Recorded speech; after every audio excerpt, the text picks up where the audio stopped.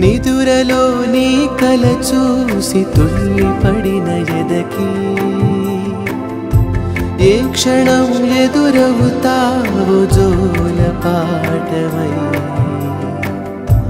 ఆకలని అడగక ముందే నోటి ముద్ద నువ్వై ఏ కథలు వినిపిస్తావో జాబిలమ్మ